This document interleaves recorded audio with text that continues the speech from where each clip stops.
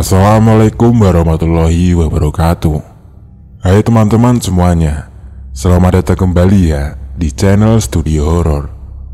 Studio Horor kali ini akan menceritakan tentang sebuah kisah cerita seram di bumi perkemahan.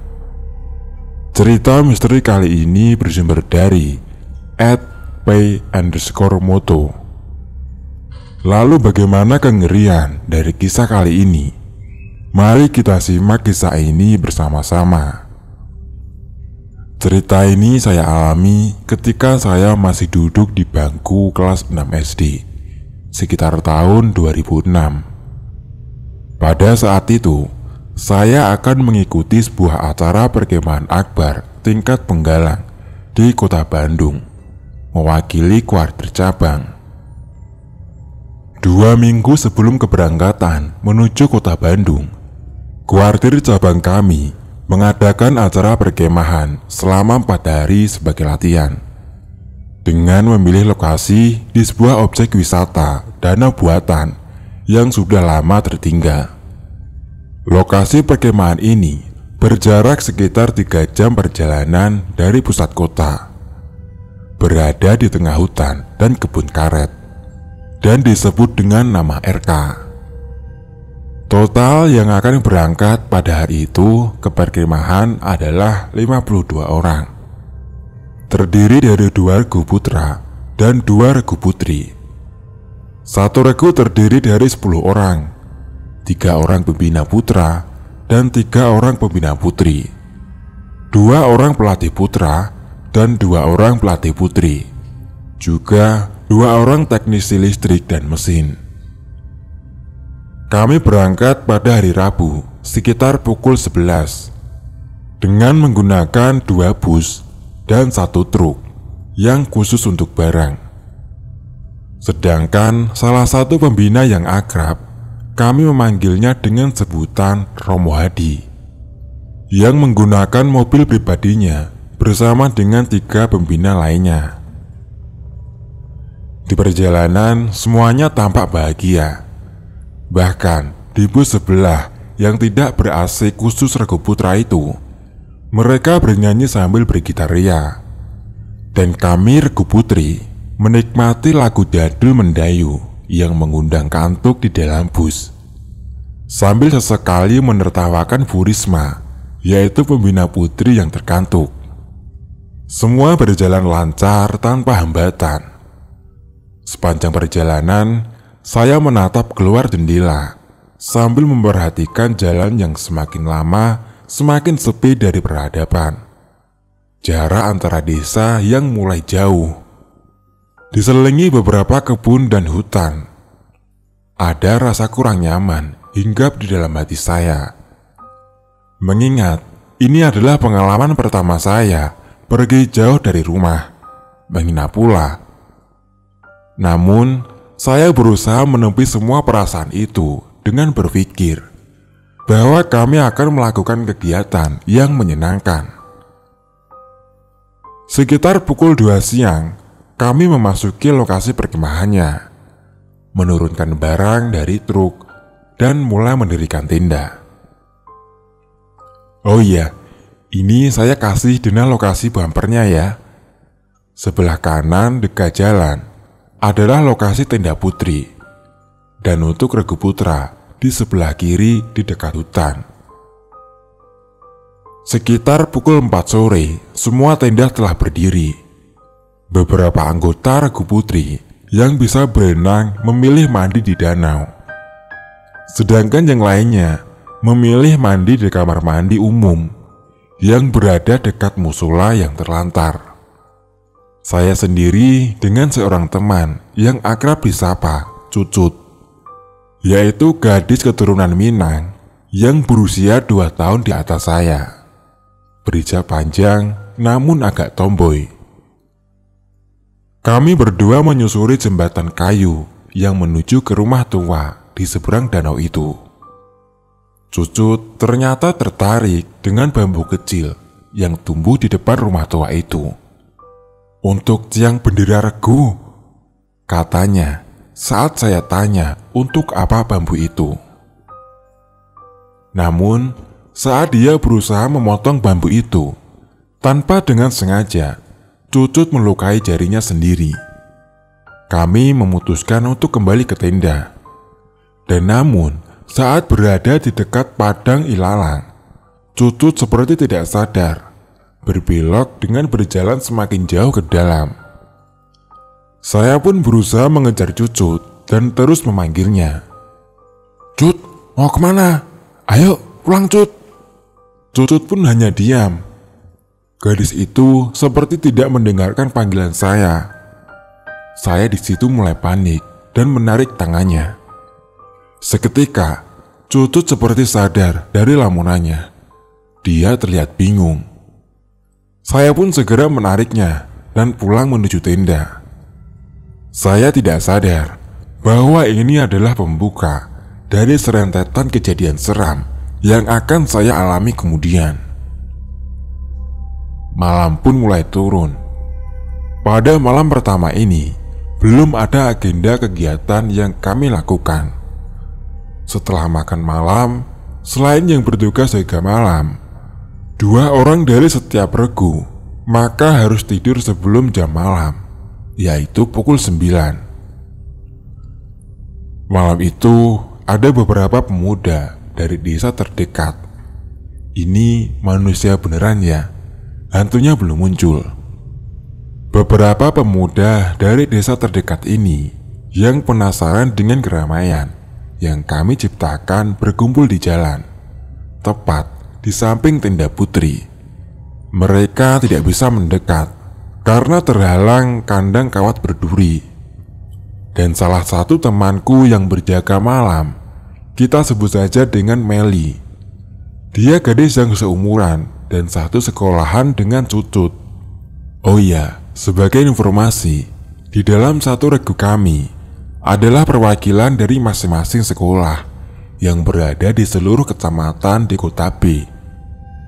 Nah, Meli ini anaknya lumayan genit. Ketika pemuda-pemuda itu memanggilnya, "Cewek, cewek," dia akan membalas panggilan itu. Dan hal ini diketahui oleh Romo Hadi. Beliau pun sempat menegur Meli dan menyuruh para pemuda itu untuk pergi.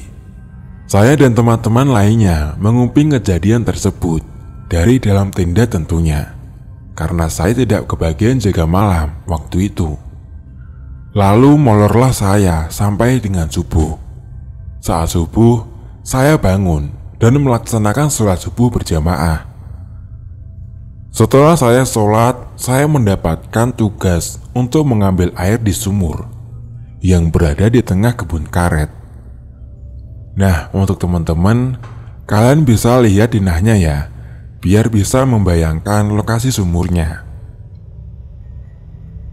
Waktu itu saya pergi dengan sebut saja bernama Leni, si gadis tomboy yang berambut pendek. Septi si anak bawang yang usianya setahun di bawah saya, masih kelas 5 SD. Dan juga satu orang pelatih, Kak Sherly. Kami berjalan beriringan sambil membawa ember. Di depan pintu masuk, Romo Hadi dan jeepnya sudah terparkir rapi. "Hati-hati ya kalian," katanya, tapi tidak berniat mengantar kami. Jalanan sangat gelap dan sepi. Hanya senterlah satu-satunya sumber penerangan dari kami. Kami pun melewati jembatan. Dan tiba-tiba saja, saya mendengar sayup-sayup suara, seperti orang sedang bernyanyi kidung di gereja. Mohon maaf ya, jika saya salah. Mohon dikoreksi. Seperti paduan suara. Di fajar yang sepi, meski sayup, suara itu terdengar dengan jelas. Awalnya saya berpikir positif. Oh, mungkin penduduk di sekitar sini mayoritas beragama Nasrani. Itu adalah suara mereka beribadah saat pagi. Sama halnya dengan kami. Saya memang ingat ketika keluar dari pusat kota, ada sebuah gereja besar yang sempat kami lewati. Sep, kamu dengar orang bernyanyi nggak? Saya bertanya kepada Septi. Dia sejenak terlihat mencoba menangkap bunyi tersebut, tapi kemudian dia menggeleng. Oh enggak kak, jawabnya. Seketika bulu kuduk saya meremang. Suara apa itu? Saya bergegas berjalan mendekati dua orang di depan, memasuki kebun karet yang gelap. Lanjut buru-buru menimba air dan berjalan kembali menuju tenda. Setelah itu, kami melanjutkan agenda dengan lari pagi menuju desa terdekat yang melewati jembatan. Ternyata desa itu lumayan jauh dan jarak antar rumah satu dengan lainnya juga jauh. Itu adalah desa terakhir atau paling ujung. Tidak ada lagi desa setelahnya. Dan juga tidak ada gereja di sana. Mayoritas penduduknya adalah Muslim. Lalu desa lainnya ada 4 atau 5 kilo ke arah kota. Jadi yang nyanyi tadi pagi itu siapa ya? Seketika jantung saya terasa mencelos. Saking kagetnya, sampai tenda saya sempat makan mie di dalam baskom yang diiringi derai tawa Kak Nadia dan Ria yang bertugas memasak. Kamu gak sadar? Itu adonan untuk bikin martabak mie loh. Mie rebus sama telur mentah. Jelas Ria sambil masih tertawa. Setelah sarapan dan apel pagi, Romo Hadi yang purnawirawan itu mengeluarkan perintah agar posisi tenda putra ditukar dengan tenda putri. Jadi, yang awalnya tenda kami bersebelahan dengan jalan, kini malah mendekati hutan, tepat di belakang musola yang terlantar. Alasannya adalah karena kejadian Meli yang digoda oleh pemuda-pemuda desa kemarin malam itu. Kemarin malam mereka hanya di luar. Bisa saja malam ini mereka bisa masuk, kata Romo Hadi. Romo Hadi ini sangat tegas. Walau dia hanya pembina yang diperbantukan, semua perintahnya adalah mutlak.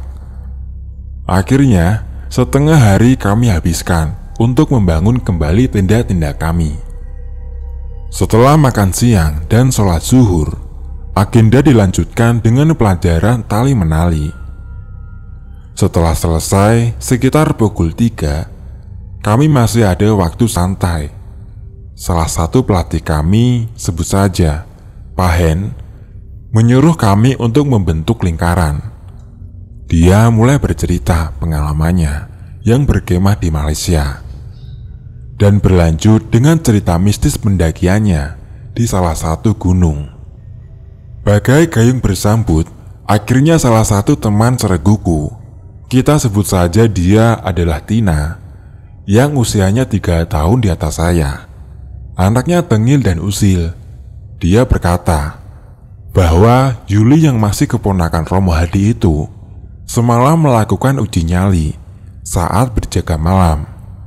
Awalnya itu Yuli tidak mau bercerita, namun setelah kami semua memaksa dia akhirnya mulai bercerita. Tadi malam Romo Hadi menyuruhnya berkeliling lapangan seorang diri sebanyak beberapa putaran. Setelah itu, Yuli ditanya melihat apa saja. Tapi saat itu Yuli menjelaskan bahwa dia tidak melihat apapun. Bahkan Romo Hadi sampai berulang kali bertanya, "Benar, kamu tidak melihat apapun?" Dan Yuli sangat yakin tidak melihat apapun. Berbeda dengan Tina yang menunggu di dekat aula. Dia melihat seorang wanita berbaju putih yang duduk di atas jeep Romo Hadi yang saat itu diparkir di tengah lapangan. Posisinya membelakangi Tina. Dan lagi, menurut Tina, seisi lapangan yang dikelilingi Yuli adalah kuburan.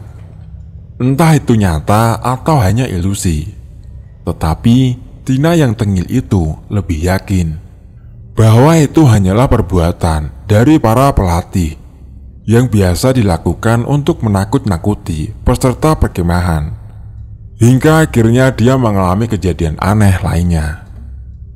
Setelah Yuli kembali dari acara uji nyalinya, mereka, yaitu Yuli, Tina, Leni dan Umi, tim jaga Regu Putri, serta satu orang anggota Regu Putra yang juga berjaga malam, kita sebut saja dia adalah Biduk, yang duduk mengelilingi api di tengah-tengah lapangan depan tenda. Tiba-tiba Leni berkata, di sini banyak kucing ya? Tapi kenapa ya di atas pohon semua?"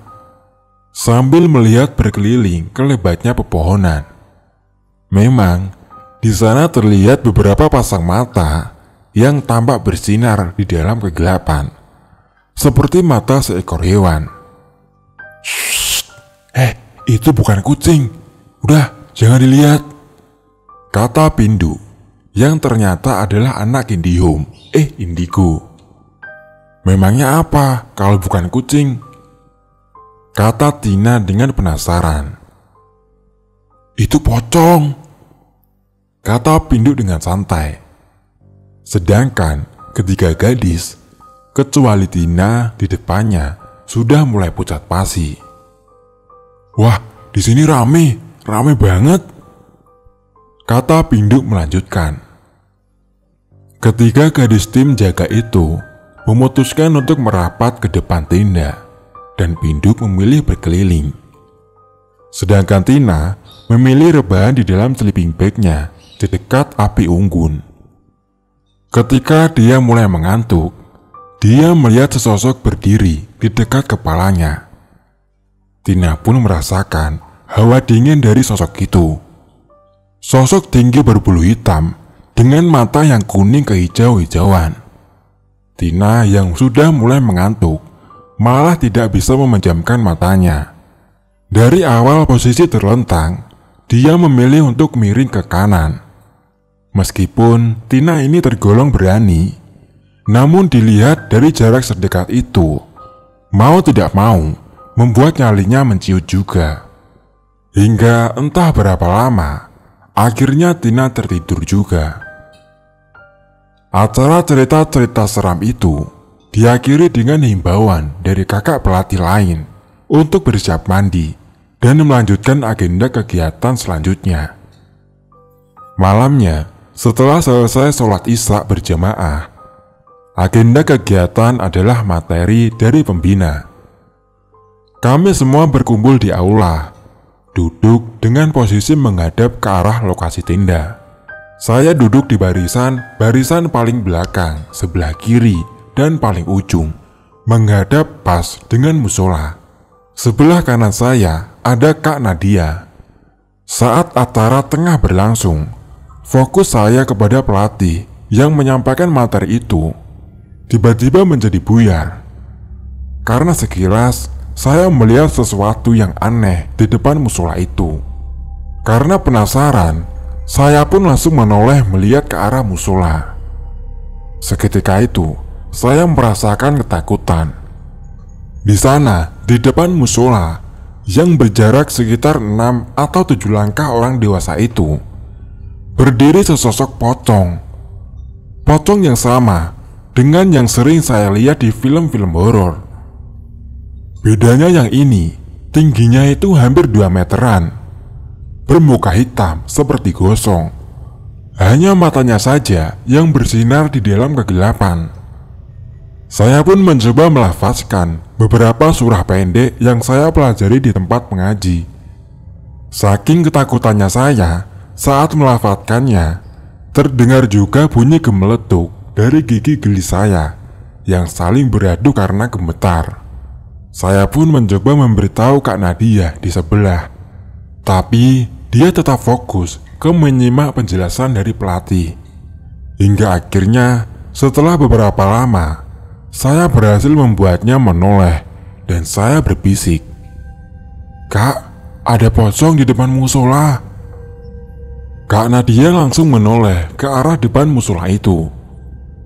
"Weh, nggak ada loh, mana?" katanya sambil berusaha mencari-cari sosok yang saya maksud. Semakin syoklah saya, karena dia yang merasa saya cuma menghalu itu, mengembalikannya ke fokusnya ke materi. Sepanjang acara berlangsung, sosok itu terus berdiri di sana, seperti mengawasi saya, dan saya hanya bisa menunduk ketakutan. Ingin rasanya menangis dan memanggil mama. Waktu itu saya masih kecil ya, kalau sekarang mungkin cuma bisa kencing di celana. Ingin rasanya saat itu juga pulang ke rumah, tapi anak pramuka tidak boleh lemah. Dan mendekati pukul 10, acara tersebut telah selesai. Dan bukan berarti kengerian juga selesai. Malah justru baru dimulai. Masih ingatkan kalian lokasi tenda putri? Untuk menuju tenda, saya harus melewati depan musola. Ya, depan musola. Dan di sana, si dia masih berdiri tegap, seolah-olah menunggu saya untuk lewat. Saya berusaha mencari siapa yang bisa saya barengi untuk menuju ke tenda itu. Namun anehnya, semua orang sudah tidak ada lagi di aula dan pergi meninggalkan saya sendirian di sana. Saya pun sempat terdiam di aula untuk menimbang-nimbang. Mau nekat saja mengumpulkan keberanian, atau menunggu di aula sampai ada yang datang dan minta bantu untuk antar ke tenda. Romo Hadi yang biasanya seliweran malam ini pun tidak tampak. Dan setelah cukup lama menimbang dan malam pun mulai larut, akhirnya saya memberanikan diri, mulai melangkah menuju belakang aula, menaiki 2 anak tangga, dan mulai berbelok menuju musola. Perjalanan yang biasanya dekat, kini terasa sangat jauh. Mendekati musola, saya menunduk dan berusaha mempercepat langkah. Namun sial bagi saya, entah akar pohon atau apa, di depan musola sana membuat saya tersandung dan jatuh terjerembab. Di dalam ketakutan yang sangat amat sangat itu, saya berusaha bangun dan berdiri. Namun sesuatu yang seperti kain yang berhawa dingin itu menyentuh tengkuk saya. Kebetulan saat itu rambut saya dipotong sangat pendek, agar saat itu tidak repot, kata mama, sebelum saya berangkat kemarin ini. Seolah dapat tenaga entah dari mana, saya akhirnya berhasil berlari secepatnya, tanpa melihat sekeliling, apalagi menoleh. Akhirnya sampai juga saya di tenda. Melihat saya ngos-ngosan, teman di tenda langsung bertanya, dan saya langsung menjawab, "Biar cepat sampai tenda, ngantuk." Saya tidak mau menceritakan, karena takut mereka juga akan ketakutan. Padahal malam itu, saya mendapat giliran tugas jaga malam. Tetapi, saya lebih memilih menyelinap ke dalam tenda. Dari dalam terdengar suara beberapa teman mencari keberadaan saya yang ada di luar tenda. Tetapi, saya memejamkan mata untuk berpura-pura tidur. Di pagi harinya, saya mengalami demam. Dan kata orang daerah saya, mungkin ketenggoran. Saya pun pagi itu jadi tidak mengikuti agenda kegiatan. Saya menemani Ria yang bertugas masak hari ini. Kami duduk di belakang tenda yang fungsinya sebagai dapur. Dapur ini menghadap ke hutan yang tanahnya agak landai seperti jurang kecil. Di bawah sana ada jembatan kayu yang menuju padang ilalang. Tenda saya yang bersebelahan dengan musola. Saat itu masih pagi hari, sekitar jam 7-an. Suasananya pun sepi, karena para anggota lainnya sedang kegiatan di desa. Ria yang sedang masak, ia menjawil-jawil dengan saya. "Ada apalah?" Tanya saya kepada gadis kurus yang berpotongan rambut bob itu. Itu, kamu lihat enggak? Katanya, sembari menunjuk ke arah jurang. Firasat saya mengatakan ada yang tidak beres. Sepertinya gangguan masih berlanjut, dan kali ini Ria yang melihatnya. Lihat apa? Saya pun masih berusaha bersikap wajar dan berpikir positif. Masa ada perempuan pakai baju pengantin? Kayak baju ada Jawa Barat gitu, yang hitam-hitam itu, Pai, kata Ria. Saya diam saja mendengar penjelasan dari Ria. Sedangkan saya sama sekali tidak melihat apa yang dia katakan. Mungkin lagi foto prewedding ya? Kan sini lumayan bagus ya pemandangannya, lanjut Ria. Tapi mana pengantin lelakinya? Kok sendirian? Terus mbaknya itu jalan masuk ke hutan loh. Ria masih terus berbicara. Saya mematikan api kompor yang digunakan untuk menggoreng tempe, lalu menarik Ria menuju depan tenda. Sesampainya di depan, "Ria, kamu yakin itu manusia?" bisik saya di telinganya. Seakan-akan takut mereka juga turut mendengar perkataan kami. Sejenak Ria tampak berpikir. Seketika mulutnya membulat dan matanya melotot.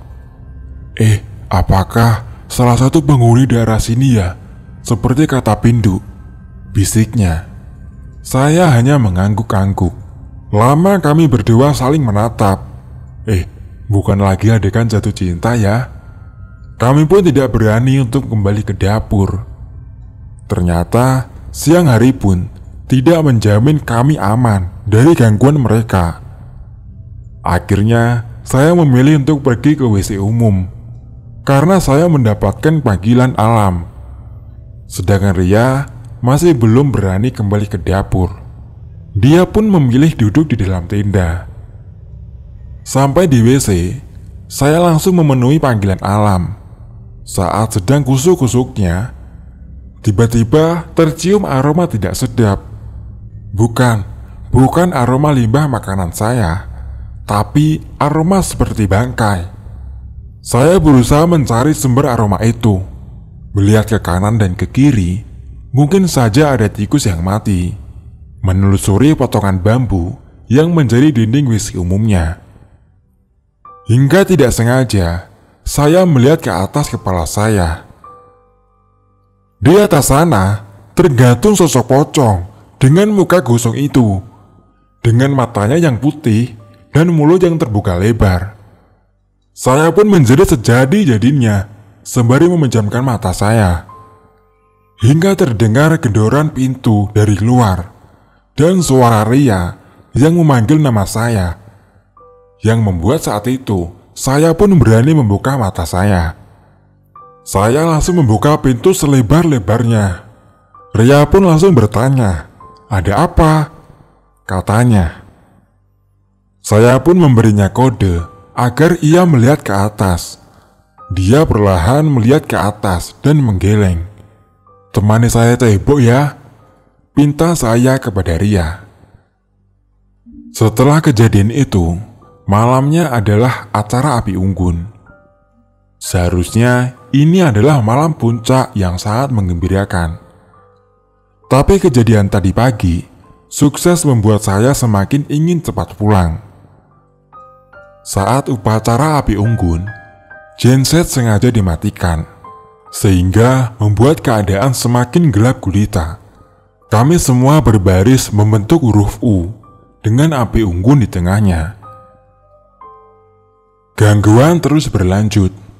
Di setiap pohon yang ada di sana dipenuhi dengan cahaya yang mirip mata kucing yang terus saja bersinar di dalam kegelapan.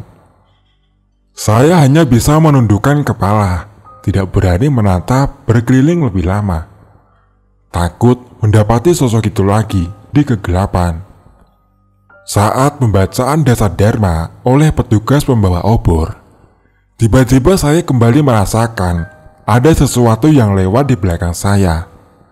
Karena saya terbilang kecil, jadi saya berbaris di belakang. Awalnya itu adalah para pelatih yang memang berkeliling sambil mengabadikan acara dengan kamera digital. Tapi hawa dingin yang saya rasakan, meski tidak angin yang bertiup, dan sudut mata saya sempat menangkap kelebatan putih itu lewat dengan sangat cepat. Saya hanya bisa menangis tanpa bersuara. Rasanya menunggu besok untuk pulang masih lama sekali. Entah apa kesalahan saya, sehingga sosok itu selalu mengganggu saya. Beberapa saat api unggun mulai menyala, menerangi area bumi perkemahan, mengusir takut saya untuk beberapa saat. Hingga akhirnya upacara api unggun selesai, dilanjutkan dengan pentas seni dan atraksi dari keempat regu putra dan regu putri. Malam itu saya menghindari lagi jaga malam, menghindari tugas mengambil air paginya ke kebun karet. Hanya ingin cepat pulang ke rumah. Dan alhamdulillah semua berjalan dengan lancar, tanpa gangguan hingga saya pulang ke rumah. Begitupun saat kami berangkat ke Bandung, semua berjalan dengan lancar. Namun setelah dari Bandung, saya kembali mengalami kejadian aneh. Entah berhubungan saat saya berkemah di RK atau di Bandung, atau hanya efek kelelahan, saya juga tidak tahu. Saya pun sempat mengalami kelumpuhan di kedua kaki. Hampir seminggu atau 2 minggu, saya terbaring di rumah, tidak bisa berdiri, hanya bisa duduk, tapi kedua kaki tidak bisa ditekuk. Setelah diurut oleh nenek tetangga yang dekat rumah, yang juga mengatakan, mungkin saya menginjak sesuatu di suatu tempat yang tidak terlihat oleh mata. Saya pun mulai berangsur pulih, mulai dari bisa menekuk kaki, berdiri, dan melangkah dengan perlahan. Oh iya, satu lagi. Seingat saya, teman saya Tina itu pernah bercerita kalau pada malam saat Juli uji nyali adalah salah satu pembina yang mengatakan bahwa dia menangkap satu pocong untuk penjaga Tina. Entah itu benar atau tidak. Yang jelas, saya sudah melihat pocongnya. Ada lagi yang ketinggalan. Pas di Bandung, saya dapat agenda kegiatan ke objek wisata di dekat Gunung Gede. Jadi ini gak bareng regu saya. Saya berangkat bersama peserta lain dari berbagai daerah ya. Salah satu peserta putra lupa daerah mana, tapi bukan dari Pulau Jawa. Ia itu sering banget kesurupan. Anak ini badannya kan tinggi berisi. Jadi setiap kali kesurupan, panitia pasti kesulitan memegangi dia. Setiap kesurupan, dia selalu melakukan gerakan seperti memasang kuda-kuda untuk bertarung. Dengar-dengar dari tim panitia, dia ini punya penjaga yang diwariskan oleh kakeknya. Dan penghuni asli daerah objek wisata itu gak suka dengan keberadaan si penjaga di wilayah mereka. Saking seringnya kesurupan, akhirnya itu anak diantar pulang ke Buper Jatinangor. Terus kabarnya dijemput balik sama kedua orang tuanya. Setelah kejadian perkemahan yang sebelumnya, saya tetap tidak kapok untuk ikut perkemahan. Kali ini saya sudah duduk di kelas 3 SMP. Pada perkemahan kali ini, saya bertugas menjaga adik-adik tingkat saya. Acara perkemahan ini diadakan oleh SMA yang berada di Kecamatan P, cuman 10 menit dari rumah dan sekolahan saya.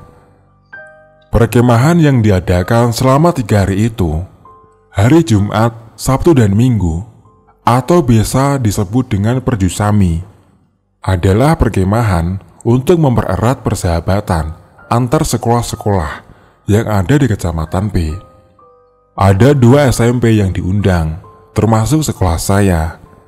Masing-masing SMP mengirim 2 regu putra dan 2 regu putri. Sebelum saya lanjutkan, saya kasih denah dulu ya, biar mudah kalian bayangin lokasinya. SMA kecamatan yang jadi lokasi kami akan berkemah berada di ujung jalan, berbatasan dengan kebun, sawah dan hutan. Lokasinya itu sepi sekali. Konon kabarnya, dulu di area sekolah ini adalah markas orang Belanda pas masa penjajahan. Hal itu terbukti dengan desain bangunan sekolah dasar yang dekat jalan itu. Desainnya khas bangunan orang Belanda. Hari Jumat sore itu berlalu dengan lancar. Malamnya, saya, Meme, Winda, Wuli dan Bimo duduk di depan tenda karena adik tingkat kami sedang mengikuti materi di ruangan. Kami bernyanyi sambil diiringi petikan gitar dari Bimo. Tiba-tiba Winda berseru, "Aish!" sambil membuang muka ke samping. "Kenapa, Win?" Saya pun bertanya kepada Winda. "Si muka jelek lagi lewat," katanya. Sontak, kami semua duduk merapat. Karena juga di belakang tenda kami adalah persawahan. "Udah, gak usah dilihat. Dia makin caper loh kalau kalian liatin," kata Bimo yang memang penduduk asli daerah situ. "Wah, udah 3 kali ini seliweran loh Bim. Gimana gak kelihatan?" kata Winda. Kami pun mencoba mengalihkan pembicaraan ke cerita lain. Namun, kali ini Meme berseru sambil menunjuk ke arah belakang tenda. Itu ada burung," katanya. Meme ini anak yang tergolong realistis dan pemberani. Kami yang sudah mulai rileks, lagi-lagi saling duduk merapatkan diri lagi. Kalian kenapa? Aku loh cuma lihat burung lewat kok," kata Meme sambil nyengir kuda. Namun, kutangkap Meme sempat menarik nafas dengan panjang. Setelah itu, kupepet Meme yang duduk di sebelahku. "Me, jujur aja, tadi lihat apaan?" kataku. "Gak ada," dia berkata sambil menggeleng. "Udah gak apa-apa, cerita aja. Aku gak bakalan takut kok." Aku pun berusaha meyakinkan Meme. Akhirnya dia perlahan mulai bercerita. "Tadi aku beneran lihat burung kok." Terus tuntutku tidak sabar. "Iya, burungnya warna putih dan besar sekali. Aku pun belum pernah lihat burung seperti itu." Di atas panggung, burung itu juga ada sesuatu. Mungkin sesosok putih sedang berdiri. Lanjut Meme dengan wajah serius.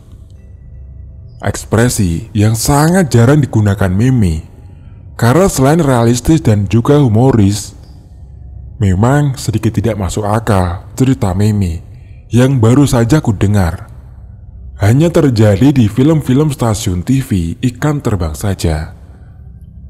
Tapi, karena ekspresi seserius itu, maka sukseslah membuat bulu kuduku berdiri.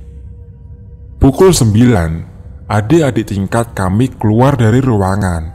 Lalu mereka bersiap-siap untuk tidur. Tenda kami pada perkemahan kali ini dapat memuat 15 orang.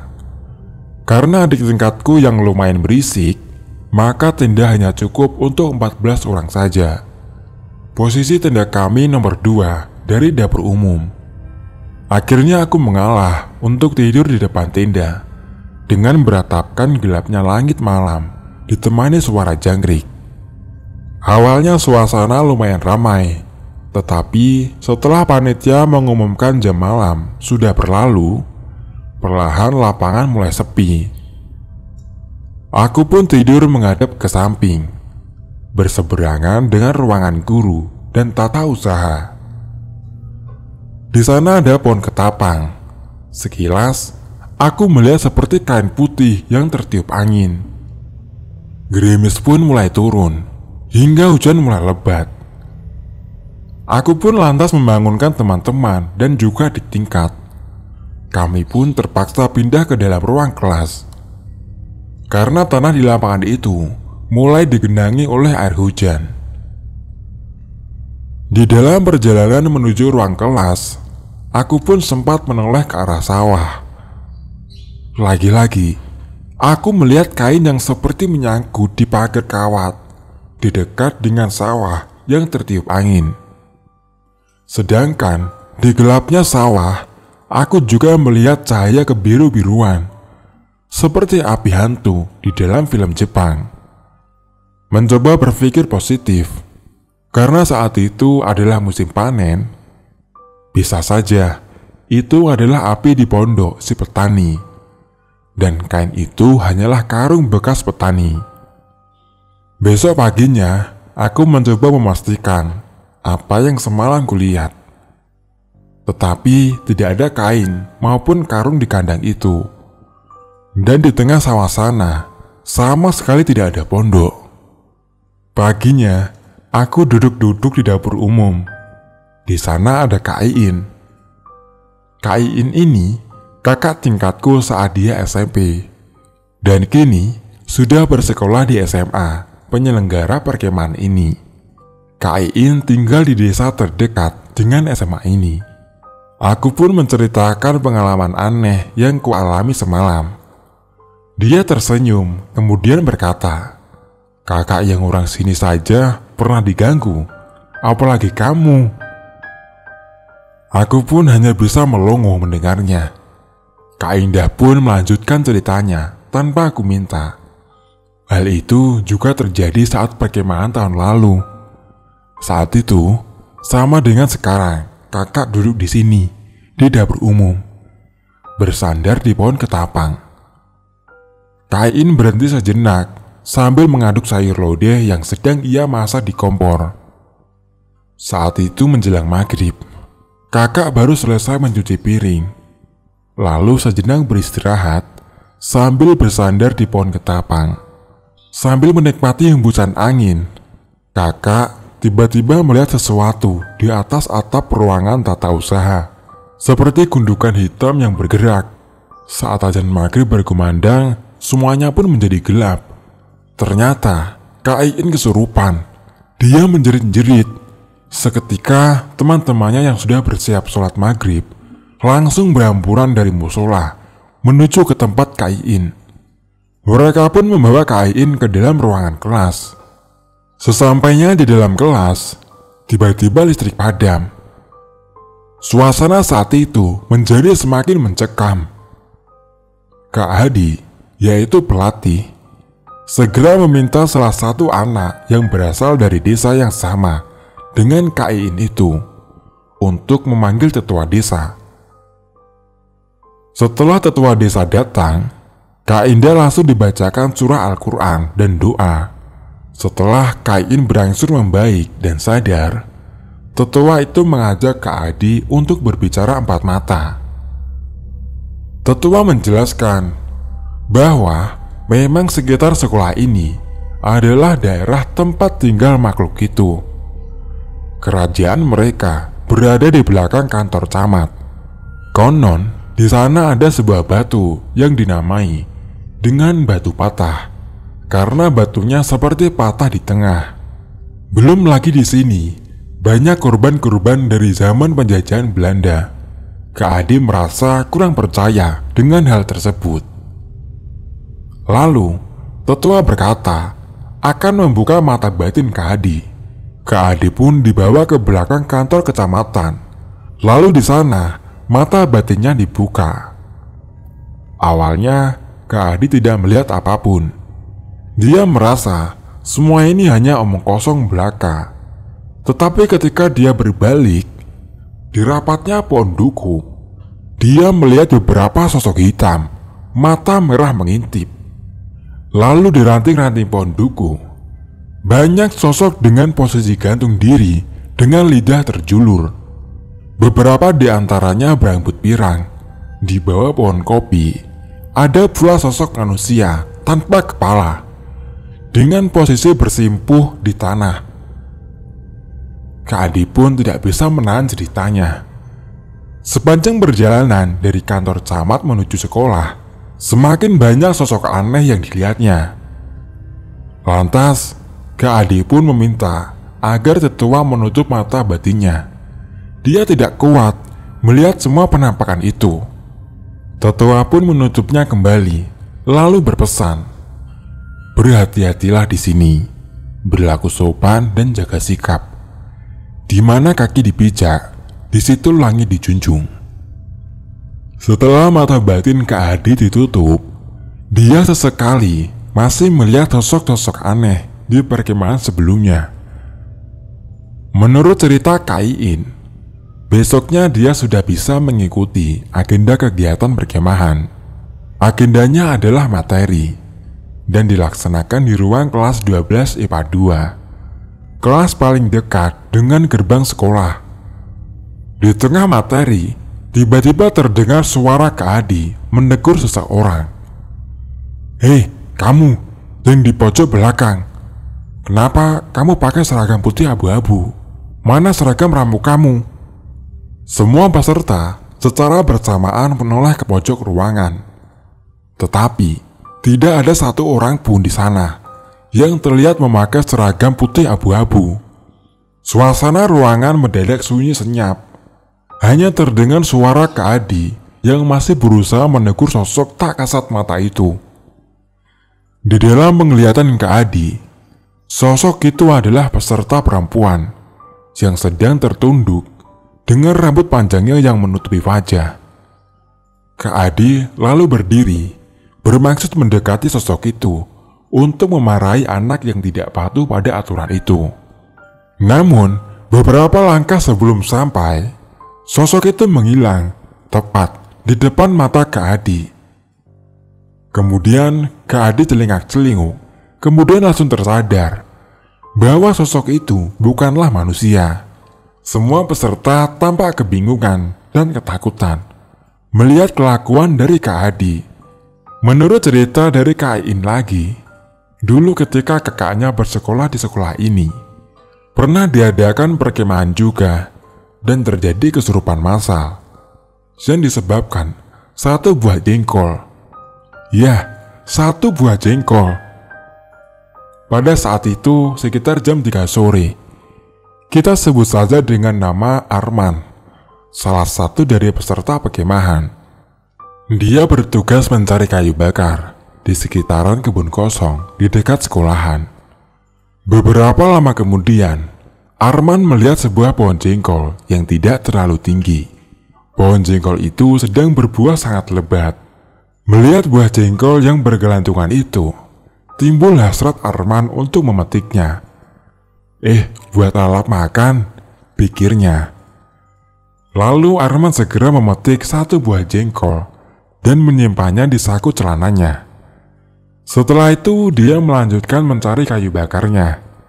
Setelah dirasa cukup, Arman memutuskan untuk kembali ke sekolah. Namun, saat Arman sampai ke lapangan, di sana sudah bergelimpangan siswi-siswi yang kesurupan. Beberapa yang lain mencoba menolong, malahan ikut tertukar kesurupan saat menyentuh mereka yang kesurupan itu. Suasana menjadi sangat kacau. Mereka yang kesurupan, ada yang menggeram, ada juga yang bernyanyi. Ada pula yang suaranya seperti nenek-nenek. Salah satunya yang bersuara seperti nenek-nenek berjalan dengan tepat mendekati Arman, lalu berkata, "Dasar pencuri, kembalikan apa yang bukan menjadi hakmu." Arman kebingungan sekaligus ketakutan. Dia belum mengerti apa yang dimaksud suara dari si nenek tersebut.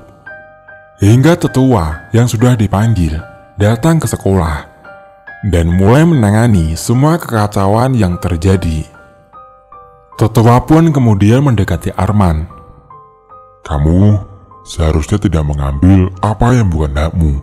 Jikapun kamu menginginkannya, izinlah terlebih dahulu.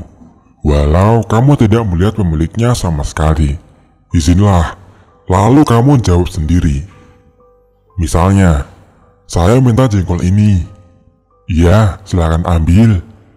Karena Arman ini memang bukan orang daerah sana, jadi dia tidak tahu mengenai hal itu. Kemudian Arman ditemani tetua mengembalikan jengkol itu ke tempat semula. Lain lagi dengan Arman, salah satu siswi yang kesurupan, sebut saja Henny. Ketika kesurupan, dia seperti melihat arak-arakan sebuah tandu. Di atasnya duduk seorang wanita dengan rambut yang sangat panjang, diiringi tetabuhan yang sangat meriah. Mereka berkata ingin menjemput Henny untuk berkunjung ke istana mereka. Henny hanya berjalan di belakang iringan tandu itu, menuju ke sungai menuruni tangga. Namun, di tengah perjalanan, Henny melihat seorang nenek tua yang berdiri di bawah pohon kepayang atau pohon keluak yang sangat besar. Nenek itu melambaikan tangannya kepada Henny, memberi tanda agar Henny mendekat. Henny tiba-tiba merasa bimbang antara mendekati si nenek atau terus mengikuti iring-iringan tandu itu. Dia akhirnya memilih mendekati si nenek. Setelah Henny mendekati si nenek, nenek itu perlahan mengusap kedua mata Henny, lalu memberi kode agar Henny berbalik. Seketika, Henny melihat iringan tandu berubah menjadi sosok-sosok seram dengan berbagai macam rupa. Ada yang setengah hewan, ada yang bersisik, ada lagi yang tubuhnya hancur berdarah-darah dan dipenuhi oleh belatung. Si ratu yang berada di tandu pun tidak kalah seram. Di mulutnya mencuat dua taring tajam, kepalanya mempunyai tanduk, kulitnya berwarna hijau kehitaman, dan seperti lilin yang meleleh, meleyot tidak karuan. Henny langsung menjerit sejadi-jadinya. Seketika dia pingsan dan terbangun dikelilingi teman-temannya yang menatapnya penuh iba. Untung belum jauh, masih bisa dijemput, kata tetua. Cerita-cerita itu ditutup kain saat speaker berbunyi, menandakan waktu zuhur tiba. Sebelum berpisah, Kain berpesan kepadaku, jaga sikap dan sopan santun. Ingat ya, Kain berpesan seperti itu. Karena memang gugus depan kami, rata-rata anggotanya seperti kelebihan energi, aktif, dan selalu ada saja kelakuan-kelakuan anehnya, seperti sekumpulan anak-anak nakal. Malamnya, setelah upacara api unggun, salah satu temanku yang rumahnya berada di desa sebelah mulai menampakkan keanehan. Awalnya, dia hanya duduk di depan deretan kelas yang gelap dan kosong. Kemudian, dia tampak berjalan hilir mudik, mengecek satu persatu ruangan kelas. Sebut saja dengan nama Randi. Awalnya kami biarkan saja Randi seperti itu. Mungkin memang dia sedang mengecek keadaan sekitar. Karena memang dia berkata dia melihat seseorang di dalam kelas yang gelap itu. Sesaat kemudian Randi malah menjerit, seolah sedang bertengkar dengan seseorang di dalam kegelapan. Beberapa teman mendekatinya dengan maksud melerai. Tetapi saat sudah sampai di dekat Randi, tidak ada orang lain kecuali Randi yang terlihat marah. Entah apa yang ada dalam penglihatan Randi, tetapi setahu kami, Randi bukanlah anak Kindium. Kak Hadi yang baru saja datang mendadak pucat pasi. Lalu dia berkata, "Segera panggil tetua, ini pasti ada yang tidak beres." Selama menunggu tetua datang, suasananya semakin mencekam. Randi mendadak kesurupan dan menjerit-jerit tidak karuan. Kami semua pun memutuskan untuk menutup pintu kelas dan menunggunya di luar sambil berdoa dan menunggu tetua datang. Setelah tetua datang, dia langsung masuk ke dalam ruangan kelas. Dan tidak beberapa lama kemudian, suara Randi pun tidak terdengar.